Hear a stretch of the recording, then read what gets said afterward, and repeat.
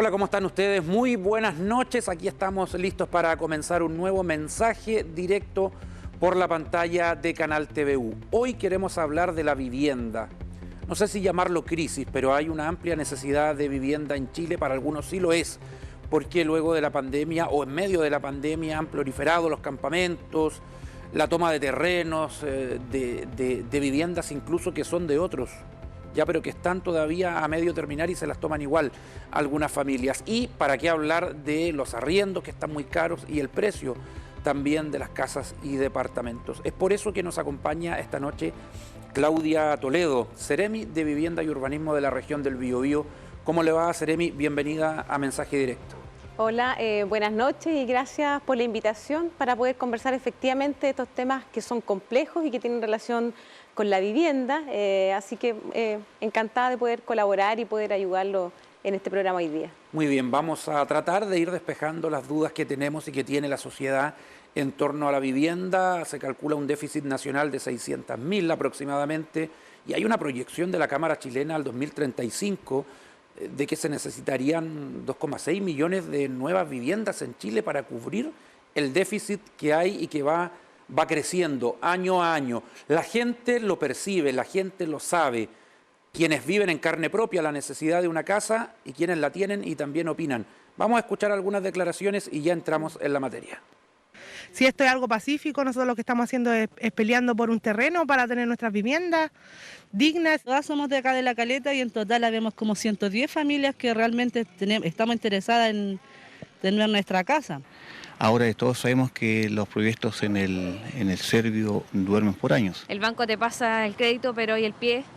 Si un pie del 70% ahora tú tienes que tener, o sea, tú tienes que tener el 20% y el banco te entrega el 70%, el 80%, entonces cero posibilidad, para nosotros no. Hoy día los arrendos subieron todo, tal cual como sube la inflación, como suben los precios, las cosas, también sube el arrendo. Seremi, diferentes aristas de un problema común. ¿Cuál es el diagnóstico que usted hace de la situación país y de la región? Bueno, estamos ante una situación, como bien lo mencionaba, compleja, evidentemente. ¿No es una crisis? Es una crisis, ya. Sí, situación compleja, crisis, como lo quiera denominar. Efectivamente, estamos en eso. ¿Por qué? Porque, como bien también lo mencionaban aquí las declaraciones, efectivamente ha habido un proceso que a veces se alarga en el tiempo, que no es simple porque requiere desde ubicar a un terreno, armar un comité, ser persistente en el tiempo para que este comité, por ejemplo, no se desarme, llegar a la solución de vivienda, y eso en realidad, obviamente en el tiempo o de repente estos tiempos se hacen quizás más largos de lo que uno espera. ¿Por qué están así? Y con dificultades entre medio. ¿Y por qué es así, Seremi? Porque en realidad, hay varios agentes que actúan en el proceso de llegar a la vivienda. No es solamente la familia, están las entidades patrocinantes, están los municipios, está el Estado, desde nuestro organismo, por ejemplo, en particular, y tenemos que coordinar todas estas acciones. De repente tenemos problemas, por ejemplo, con los suelos. Las familias pueden decir, este es un suelo, nos gusta, nos parece, por ejemplo, pero en realidad, en algunos casos son suelos de privado, que para llegar a acceder a esos suelos hay que llegar incluso a un precio. En algunos casos requieren de expropiación. Entonces, hay que hacer un análisis muy profundo de todas las dimensiones que implica el acceso a la vivienda. Ahora, sinceramente, ¿es un tema complejo de por sí o hay exceso de burocracia? Concuerdo que en algunos casos efectivamente puede haber exceso de burocracia. Es un tema con el cual estamos trabajando en cómo simplificar procesos, que papeles no se queden dormidos en alguna parte, sino que cómo vamos avanzando, porque efectivamente tenemos que dar solución a un tema que es sensible y que es ciudadano y que es una aspiración de las familias y finalmente de las personas. Por lo tanto, estamos en ese esfuerzo de cómo podemos ir simplificando procesos y hacer llamados, efectuar llamados que en realidad las personas puedan acceder. Así que uno de los temas fundamentales en el cual hemos estado trabajando, efectivamente, habiendo detectado estas problemáticas que tienen que ver con estos tiempos largos, con la burocracia, con la escasez de suelo, con una serie de otros factores que hoy día lo hacen incluso más complejo todavía, trabajando en un plan de emergencia habitacional. Ahora, claro, uno escucha estallido social, la gente está más empoderada. pandemia, pero realmente estos fenómenos, el de la crisis sanitaria por sobre todo, gatilló una mayor necesidad por la vivienda, que la gente, no sé, aumentara en su desesperación la intención de tomarse un terreno, de tomarse una casa, o es una necesidad que siempre ha existido. Bueno, creo que el estallido social, efectivamente, uno de los temas puede haber sido también el tema de la vivienda, de tener ese derecho, las familias, de poder acceder a una vivienda, de poder acceder de una manera quizás más fluida a la vivienda. Y eso, obviamente, si estamos viendo plazos que de repente van desde los 2, 3, 4, 5, 10, 12, 14, incluso algunos ejemplos, 20 años. Hay una impaciencia acumulada. Obviamente esa impaciencia en el estallido social, aparte de muchos otros temas, hubo también un foco relacionado con esto y eso obviamente que lo tenemos claro. Eso es certero. Ocurrió así. ¿Y la pandemia? La pandemia agudizó esto en el sentido de que había una crisis porque las familias tenían que estar viviendo dentro de una casa. Se dieron cuenta que estaban hacinados muchas veces, entonces eso también, muchas familias juntas, o un núcleo familiar compuesta por varios, o una vivienda compuesta por varios núcleos familiares. O allegados tuvieron que ir. Por ejemplo, entonces obviamente eso evidenció el problema, lo visibilizó más aún.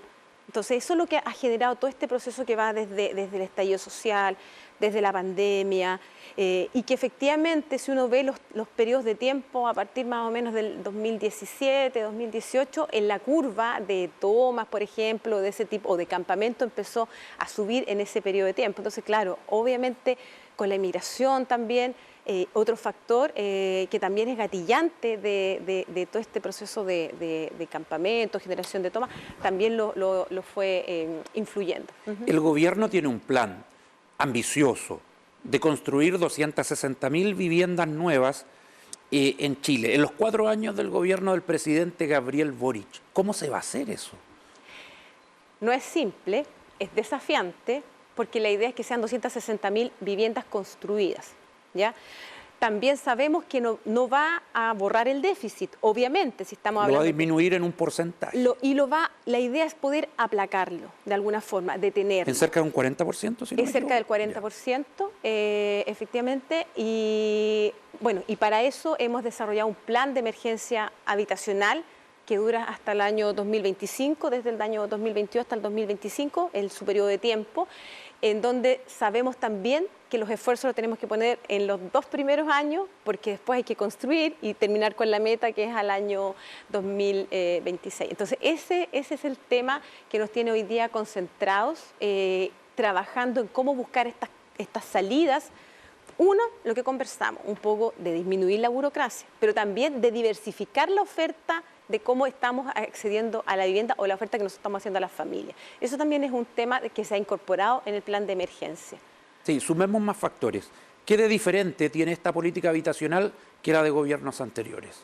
¿Por qué la gente debiera creer que se va a cumplir esta meta? Bueno, uno, estamos diversificando, más allá de lo que se había diversificado en años. Por ejemplo, estamos incorporando modelos de construcción industrializada, que implica un cambio incluso en la manera en cómo se fiscaliza. Por lo tanto, eso es un tema que hoy día está muy fuerte. Estamos viendo algunos ejemplos, estamos trabajando en algunos pilotos para ver cómo podemos de alguna forma generar vivienda más rápidamente. Estamos hablando de que incluso podemos eventualmente llegar a generar 2 viviendas diarias, lo que nos ayudaría bastante con aplacar este... Tiene que ver con elegir una buena empresa también que las construya, porque hay viviendas sociales que los materiales dejan bastante que desear. Estamos trabajando efectivamente para tener buenas empresas. Para elevar la calidad de la vivienda. Justamente, por ejemplo, el día lunes estuve en Temuco viendo el ejemplo de la región de la Araucanía, estuve con la Seremi de allá y fuimos a ver una viviendas que se construyen en rurales. Y estuvimos viendo ejemplos de verdad de viviendas de muy buena calidad que se está haciendo de manera industrializada, con acero galvanizado, pero con revestimientos también de fibrocemento y otros materiales. O sea, ¿eso se refiere con diversificar el material de construcción? Tiene también que ver con eso, con termopanel. Nosotros estamos entregando viviendas con estándar PDA, con termopanel, que cumplen la norma de alguna forma también de acondicionamiento térmico, por lo tanto, aumentando mucho también la calidad de la vida. Porque como usted bien dice una cosa, no es solamente cantidad, sino que también es calidad. Siempre tenemos que también apuntar a eso, cómo hacemos viviendas que sean de muy buena calidad, pero también cumpliendo con el Claro, porque con si se construye mal, es un gasto a largo plazo igual, en reparar. Y desafortunadamente han habido ejemplos de eso, y lo lamentamos profundamente, y yo en lo personal lo lamento profundamente. ¿Cuál es el déficit de vivienda en la región del Biobío? O sea, se habla de un déficit, bueno, hay rangos, nosotros tenemos más o menos un déficit que se habla de 40.000 viviendas. Hay otros que hablan de 60.000 viviendas. Nosotros estamos regenerando nuestros propios estudios para hacer una buena definición de cuánto es, en definitiva, el déficit que tenemos en la región. Así que en eso también estamos trabajando, pero sí tenemos una meta que llega a los 18. Nuestra meta es construir de aquí al 2026, o hasta 2025, cuando termine el plan, 18.896 Casi 19.000. Casi 19.000 viviendas, que también anda por alrededor del 50% del déficit. ¿Dónde las va a construir el Estado? Bueno, están distribuidas en toda la región, pero obviamente hay sectores que tienen un mayor déficit. Por lo tanto, también la cobertura tiene que ser proporcional con las comunas que tienen un mayor déficit. ¿Cuáles son las comunas con mayor déficit? O por nombrar algunas. Bueno, tenemos Concepción, por ejemplo, Los Ángeles, que tienen más de 3.000. Capitales importantes, provinciales y regionales. Claro, pero también tenemos, por ejemplo, comunas como Lota, en donde se concentra el mayor número de campamentos. Tenemos un déficit importante también en la provincia de Arauco, que nos ha llevado también a que prolifere la problemática que estábamos conversando de las tomas, por ejemplo, y de los campamentos. Por lo tanto, ahí también hay un tema complejo que resolver. Uno no puede decir que está todo focalizado en las grandes ciudades, porque también en los territorios rurales también claro, hay van a decir que necesidades. una mirada centralista, ¿no? Justamente, y también en los territorios rurales hay necesidad. Y, por ejemplo, por eso fui el día lunes a ver estas viviendas que se construyen bajo el decreto de S10, que son para las viviendas rurales de muy buena calidad para poder, por ejemplo, poder implementar modelos similares en la región. Acá tenemos una normativa joven todavía que limita la altura de los edificios en Concepción en algunos lugares. Ya, perfecto, fue una petición que se hizo y hubo una consulta al respecto. Esta ciudad es importante, es grande, si no se puede crecer hacia arriba en todos lados. ¿Dónde se construyen casas en Concepción? Hay ciertos lugares que ya están mirando de reojo, se habla de hacia Chaimávida, lugares que no estén tanto en el centro urbano. ¿Hay algún plan? Bueno, hay un crecimiento que se está dando hacia esos sectores, pero también nosotros también estamos pensando en, bueno, hoy día se hace cada vez más difícil encontrar paños extensos, estamos de acuerdo en eso. Por ejemplo, ya construir 500 viviendas en un paño es muy complejo, ¿no? Nos cuesta encontrar, por ejemplo, en el centro. Un espacio tan grande, claro. Claro, entonces, ¿qué estamos viendo? Pero sí hay disponibilidad de terrenos, por ejemplo, en los centros urbanos, que son más bien que se pueden trabajar como microlotes. Varios lotes pequeños que se pueden hacer una oferta atractiva para que podamos llegar ¿Departamentos? También pueden ser, claro, departamentos de 4 o 5 pisos, un poco más, o en la altura que permita la norma, por ejemplo, pero se pueden trabajar paquetes de lotes más pequeños para poder también dar una solución. Se puede trabajar el concepto de pequeños condominios. O sea, también hay soluciones y alternativas. Estamos trabajando, por ejemplo, en un plan urbano habitacional para el sector Pedro de Valdivia. Entonces, hay temas a los cuales podemos ir recurriendo. Para la costanera, claro, ahí hay como... Pedro del puede Río, ser. Claro, hay sectores todavía en donde podemos crecer, pero también hay necesidades en toda la región. Y estamos revisando, porque un tema importante es el suelo. Y uno de los focos del plan de emergencia habitacional también está en el tema del suelo, en cómo detectamos estos suelos que son de buena calidad, porque ojo, y también lo que puede pasar es que detectemos suelos que no son de buena calidad. Entonces nosotros también nos preocupamos de que los suelos sean buenos, Algunos de privados calidad. construyen en suelos que se sabe, por ejemplo, toda la zona humedal alrededor del aeropuerto y cada vez se está llenando de vivienda. Claro, bueno, pero nosotros estamos tratando de que todos estos suelos sean de la mejor calidad posible, entendiendo sí, eso sí, que estamos aquí en la intercomuna por lo menos, en un suelo que es complejo. La región en general tiene una calidad de suelo que es compleja. Por ejemplo, hoy día también estuve en San Rosendo, es puro cerro. Entonces igual es complicado construir allá, la calidad del suelo Sí, tampoco claro. es muy buena. Pero estamos haciendo todos los esfuerzos por ubicar terrenos de buena calidad. Cuando hablo de buena calidad no solamente se refiere al suelo propiamente tal, sino que también que estén bien ubicados. Cuando hablamos, por ejemplo, por lo tanto, cuando hablamos de viviendas dignas y adecuadas, que estén ubicados en un buen lugar, que tenga servicios, que la gente no tenga que salir de su entorno, esa es la idea. Ese Vamos es el a hacer... esfuerzo. Sí, suena interesante, está empezando recién el gobierno, no lleva ni 5 meses, ojalá que esto se vaya cumpliendo paulatinamente por el bien de todos. Vamos a hacer una pausa y ya seguimos conversando de la vivienda acá en Mensaje Directo.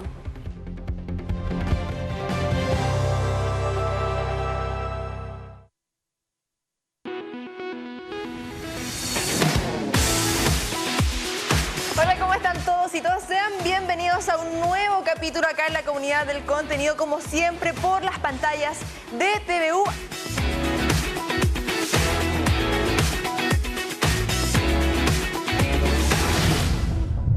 Una problemática que llevamos años tratando, ¿cierto?, por parte del Parlamento, tratando de hacer algo y la gente sufriéndolo. Sí. De hecho, la Corte Suprema estableció que se presentaban 15.000 demandas de arrendamiento, de las cuales 1 de cada 4 tenía éxito. Chuata. Complicado. ¿Por qué? Porque Yo creo que es el momento de empezar a hablar del texto. Yo creo que la convención ya está disuelta, por cierto que la vamos a evaluar y en el tiempo, y espero que con cierta perspectiva histórica podamos llegar a la conclusión de que fue realmente una institución única, de una diversidad, de una inclusión que no habíamos tenido en la historia constitucional previa chilena. Pero a la luz del texto, a mí me parece que es un texto constitucional adecuado.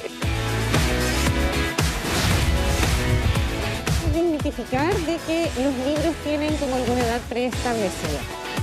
Los libros están hechos para todos quienes deseen leer.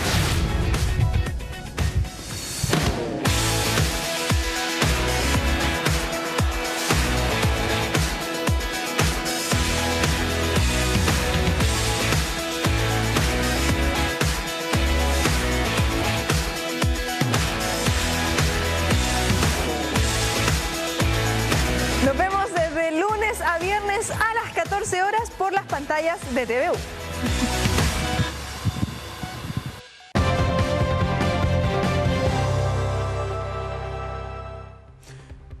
Estamos de vuelta en Mensaje Directo y hablando de la crisis de la vivienda en nuestro país. La Seremi no le temió al concepto. Dijo, sí, es un panorama complejo, es una crisis.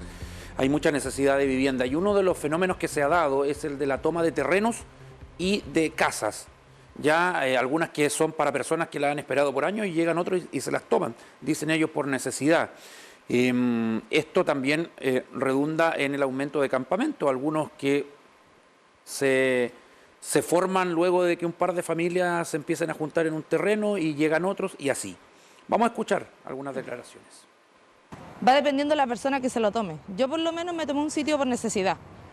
No porque llegar y tomármelo por robármelo por nada, yo lo tomé por necesidad. Pero no es que nosotros queramos estar en una toma, sino que es la necesidad de vivienda que hay acá en Talcahuano. No tan solo aquí, sino que en los cerros y en varias partes más. No queremos que nos regalen nada, porque como le digo, mis papás llevan más de 25 años, tienen la plata y el gobierno les cierra las puertas. Es que la lucha va a continuar y ahora viene con más fuerza. Ahora se está levantando el comedor comunitario para poder pasar las noches, porque anoche no pasamos mucho frío, al intemperie cuidando. Es un tema complejo, Seremi. ¿Qué opina de las tomas? Es un tema complejo. Es como difícil tomar una posición, ¿o no? Claro, porque en realidad en algunos casos son problemas entre privados. Porque las tomas en algunos casos ocurren en terrenos que son de privados y ahí eventualmente es difícil interceder. Claro, pero un fenómeno social igual. Es un fenómeno que tiene que ser abordado desde múltiples miradas. Por lo tanto, no es simple abordarlo. Además, que en algunos casos existe casi una mafia en torno también a este tema de las tomas. Lo manifestó en algún momento el ministro. Hay algunos que se empiezan, por ejemplo, a arrendar terrenos. La cosa se empieza como a desordenar un poco. Pero como bien lo decía... pero mafia en el sentido de un dueño de un terreno. No, eventualmente... O mafia de grupos que se aprovechan de una necesidad que hay y se claro. toman cualquier terreno. Claro, o Ya. empiezan a usufructar a generar un beneficio a cargo de prestar un pedazo de terreno que se lo tomaron, ¿me entiende usted? Entonces, pero como bien decía en las declaraciones acá, efectivamente también la mirada tiene que ser multisectorial. Como bien decía ahí también la declaración, en algunos casos sí es por necesidad y nosotros lo asumimos y nos damos cuenta de eso.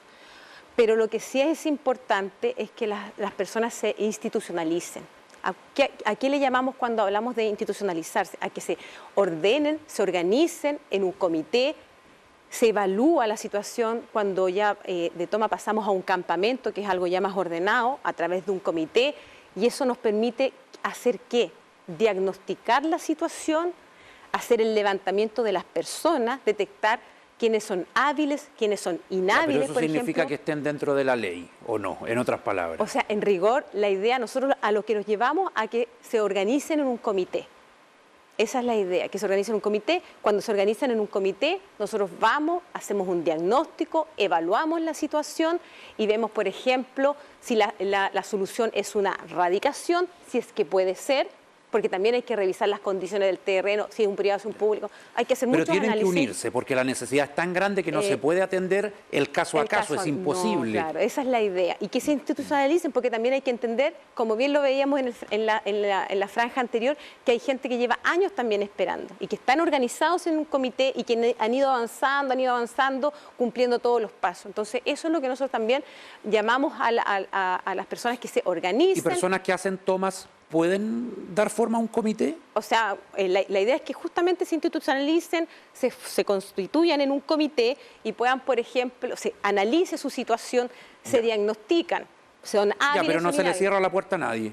O sea, en rigor, nosotros no nos podemos meter adentro de una toma porque es como bien le mencionaba usted. No, pero gente de una toma, ¿puede crear un comité? O sea, eventualmente pueden avanzar hacia un campamento. Esa es la idea. Pero al menos para ir escalando en soluciones, para hacerse visibles. Justamente, esa es la idea. Que se constituyan, se organicen, pasen a ser un comité. Se analiza la situación cuando ya estamos hablando de un campamento, no de una toma propiamente tal, sino que se analiza la situación y vamos viendo que, por ejemplo, qué se puede hacer con ese campamento, radicar, relocalizar, ver, por ejemplo, cuál es la solución para ese campamento. Pero en rigor, el apoyo nuestro va hacia la institucionalización, hacia la formalización, hacia el comité. Sí, usted habló de que hay ciertos grupos de personas que pueden buscar un provecho de esto, de una toma. El desalojo de carabineros, ¿siempre tiene que ser una opción también? A ver, ¿O esto no se soluciona de esa manera? O sea, creo que debe ser mirado de una manera más amplia, Ya. no solamente No puede ceñirse solo a eso. Claro, o sea, eso puede ser una parte.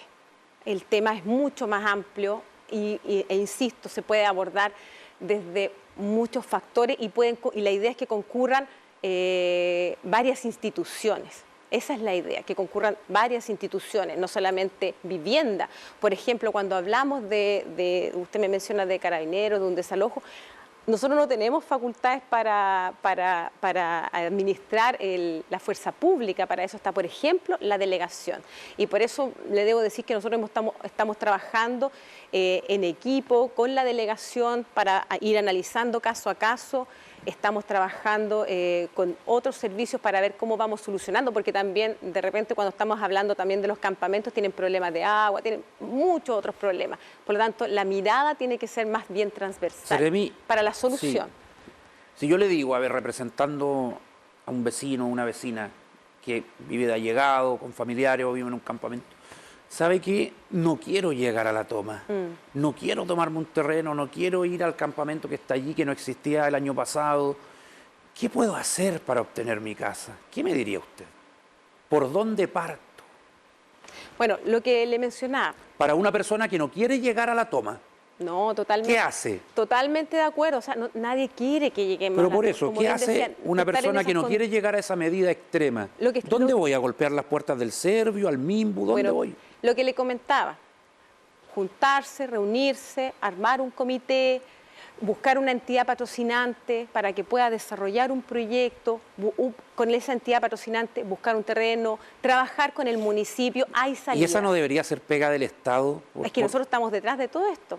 Las entidades patrocinantes son financiadas por nosotros. Entonces, efectivamente, bueno... Ya, no es que la tarea del proyecto recaiga en tercero y me olvido de lo que vaya a pasar ahí. No, claro, nosotros estamos todo el rato haciendo el apoyo, la contención, trabajando con las personas. Es más, la solicitud y el requerimiento del ministro es trabajar con las personas para buscar las soluciones. O sea, aquí el trabajo no es solamente nuestro, es de muchos otros servicios, pero también nosotros ponemos a disposición todas las herramientas que tenemos para que las personas no lleguen a esa situación. Seremi, bueno, uno escucha que había que juntar plata en una libreta del banco para postular a una casa, que había que estar casado, que hay que tener hijos, una situación vulnerable.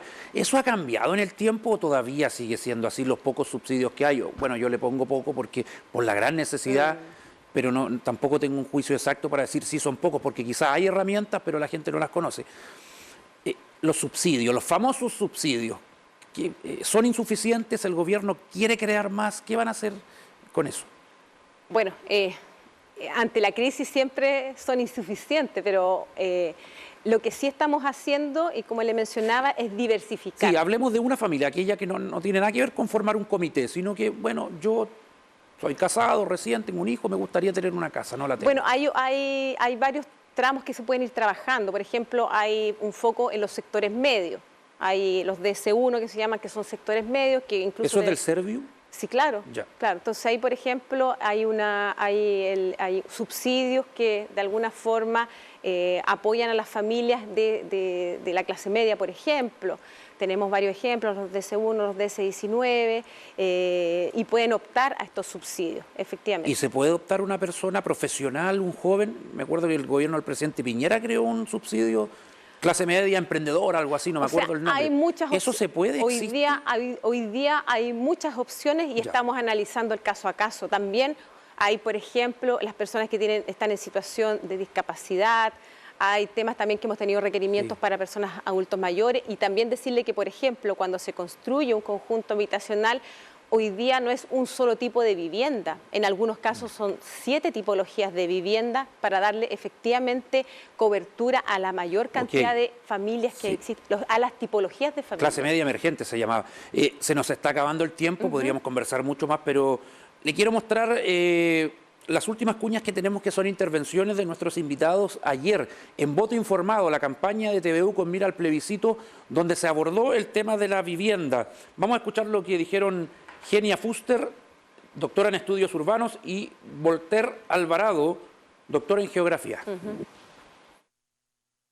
Lo que hace la pandemia es evidenciar esta crisis habitacional y que los dispositivos o mecanismos que hoy día existen son completamente insuficientes, ¿no?, para hacer frente a eso. Y como bien decía anteriormente, lo interesante que también devela esta nueva propuesta constitucional, específicamente cuando habla sobre la seguridad en la tenencia, es que se abre a reconocer otros tipos de tenencia o de ocupación de la vivienda, ¿no?, que no tiene solamente que ver con el acceso a la propiedad, sino que también con el arriendo, sino que también con las propiedades colectivas, ¿no?, también elementos que pasan mucho en zonas rurales, que a veces nos olvidamos de las zonas rurales cuando hablamos de vivienda, que muchas familias comparten un mismo terreno para acceder a la vivienda.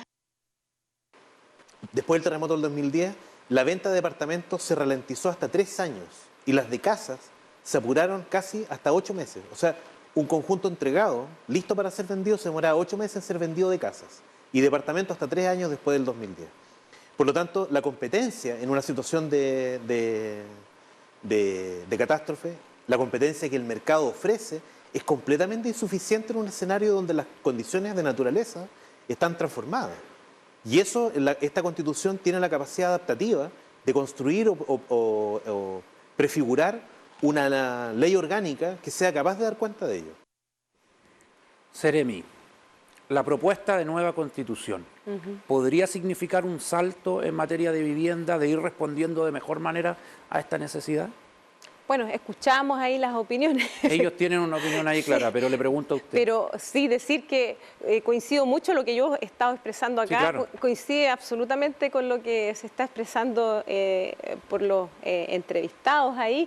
Efectivamente, uno de los temas es cómo diversificamos la oferta, pero también cómo entregamos una vivienda que sea digna y adecuada. Eso creo que es lo que, es lo que hoy día nos moviliza, incluso en el plan de emergencia habitacional.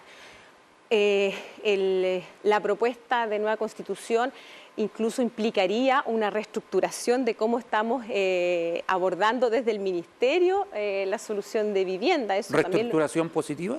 Obviamente, porque si vamos a una apertura de tener, que es algo de lo que ya estamos haciendo, diversificar. Se mencionaba ahí el tema del arriendo, que ya tenemos un llamado para el tema de arriendo, el tema de, por ejemplo, estamos viendo viviendas con empresas para grupos de trabajadores, o sea, y los distintos estudios también nos han dicho eso, que lo que se requiere es diversificar. ¿Para qué? Para adaptarnos a los distintos tipos de familias y para entregar las mejores condiciones posibles de vivienda. O sea, habría un avance. Claro, de todas maneras. Perfecto, se nos acabó el tiempo, pero fue muy provechosa la conversación. Le agradezco a Claudia Toledo, Seremi de Vivienda y Urbanismo de la región del Biobío, por venir a Mensaje Directo. Hace tiempo queríamos tenerla acá para responder todas nuestras preguntas. Que esté muy bien. Muchas gracias y para eso estamos. Nos vemos mañana. Que esté muy bien. Buenas noches.